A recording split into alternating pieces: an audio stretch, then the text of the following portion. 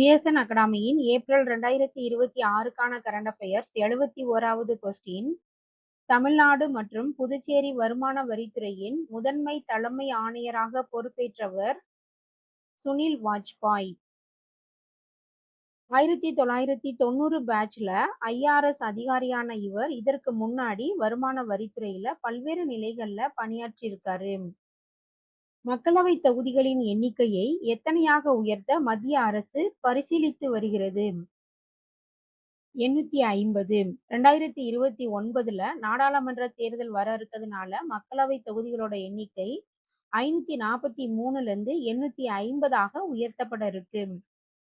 Australia நாட்டின் பாதுகாப்பு படையின் முதல் பெண் ராணுவ தளபதியாக நியமிக்கப்பட்டுள்ளவர் சூசன் கோயல். இவர் ஆஸ்திரேலியாவோட 125 ஆண்டுகால வரலாற்றுல முதல் பெண் ராணுவ தளபதி ஆவார். 40 ஆண்டுகால அனுபவம் கொண்ட லெப்டினன்ட் ஜெனரல் சூசன் கோயல் வரும் ஜூலை மாதம் பொறுப்பேற்கிறார். சாம்ராஜ் சௌத்ரி எந்த மாநிலத்தின் புதிய முதல்வராக பதவியேற்றார்? பீகார். பீகார் முதல்வராக இருந்த நிதிஷ்குமார் ராஜினாமா செய்ததால சாம்ராஜ் சௌத்ரி புதிய முதல்வராக பதவியேற்றார். ஜாலியன் வாலாபாக் படுகொலை தினம் ஏப்ரல் 13 அன்று அனுசரிக்கப்படுகிறது. 2026ஆம் ஆண்டுக்கான மா.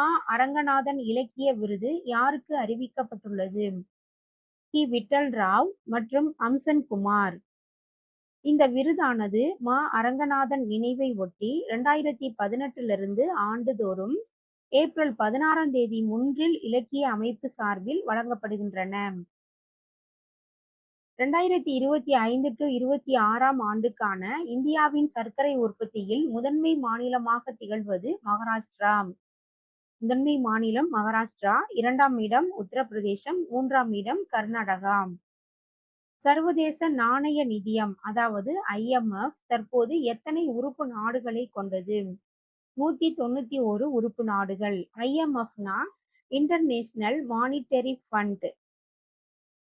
இந்த IMF வாஷிங்டன் DC-யை தலைமையிடமாக கொண்டு செயல்படுகிறது. சர்வதேச அளவுல பொருளாதார வளர்ச்சியை ஊக்குவிப்பதுதான் இதோட நோக்கமாக இருக்கு. டஸ்ட்லிக் என்பது எந்த இரு நாடுகளுக்கு இடையிலான கூட்டு இராணுவ பயிற்சி? இந்தியா மற்றும் உஸ்பெகிஸ்தான். இது 7வது பதிப்பு. ஏப்ரல் 13ல இருந்து 25 வரைக்கும் உஸ்பெகிஸ்தானின் நமகனில் உள்ள குரும்சரே களப்பயிற்சி பகுதியில வெற்றிகரமாக நடைபெற்றது. உலக சமத்துவ தினம் ஏப்ரல் 14.